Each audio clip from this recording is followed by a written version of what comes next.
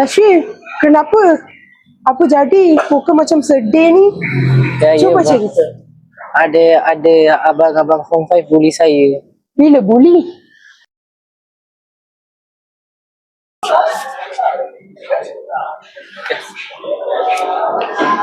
Weh, ada budak tengah belajar lah. Minta duit nak. Aku tengah lapar ni. Bawa. Kau ada duit tak? Tak ada. Janganlah bully aku. Suka hati lah nak boleh. Kita tengah lapar ni. Janganlah bully aku. Tak ada. Janganlah bully aku. Kau asal tengah baca buku waktu rehat? Sekarang ni rehat kau pergi makan lah. Janganlah bully aku. Kau ingat ni benda? Janganlah bully aku. Tadi aku nampak tau ada budak yang kita bully tadi yang masuk dalam tandas.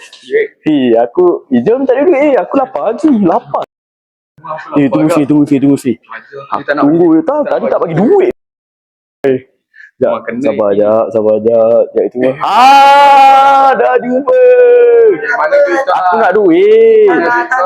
Aku nak duit. Kalau aku cik ada duit. Kalau aku cik ada duit ada macam ni.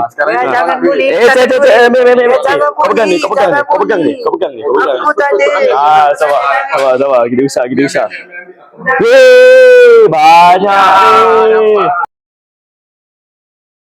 Kau bagi tahu guru kelas tak? Tak. Kenapa? Aku takut. Takut? Kenapa takut? Dia orang bully saya. Pihak sekolah kan ambil tindakan nanti. Nanti dia orang dah pukul saya dan dia bully. Okey, tak apa. Nanti saya jumpa dia orang. Bagi tahu. Okey? Okey. Lama je dia nak balik. Dah ke berapa lah. Weh korang. Asal? Korang ke bully Lashwi? Pan? Nanti unit disiplin tahu. Nanti dia orang buang sekolah. Nak ke jalan-jalan. Aduh. Apa aduh-aduh? Kau bagi tahu cikgu ke? Ya. Aduh, minta maaf lah. Tak tahu ke? Kau susah cikgu. Cikgu susahkan parents awak. Korang dua-dua tahu kan apa sequence tu? Tahu. Sekarang panggil Lashwi, minta maaf dekat dia. Jom lah panggil lah budak tu jom. Ya, tengok.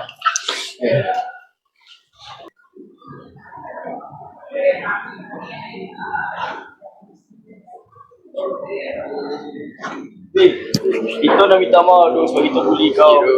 Okey. Lain kali tak payah buat macam ni. Kita minta maaf tau. Okey.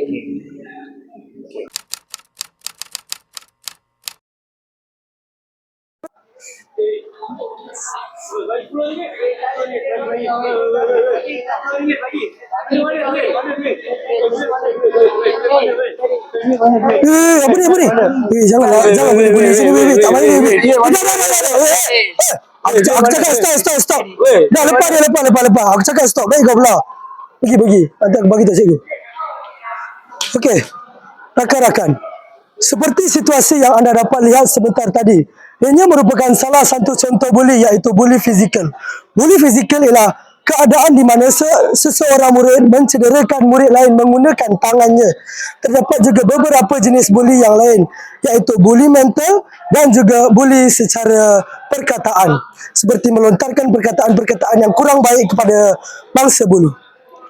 Bully hendaklah dibendung kerana bully memberikan banyak kesan buruk kepada mangsa. Terdapat juga kesan buruk seperti rasa ingin bunuh diri, depresi yang amat teruk kepada mangsa buli. Jikalau anda dibuli dan diancam supaya tidak melaporkannya kepada guru, janganlah takut.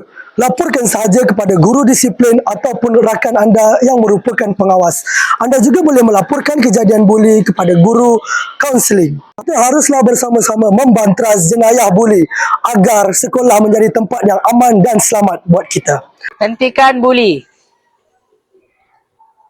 Berani bersuara. Bertindak sekarang. Kami benci bully.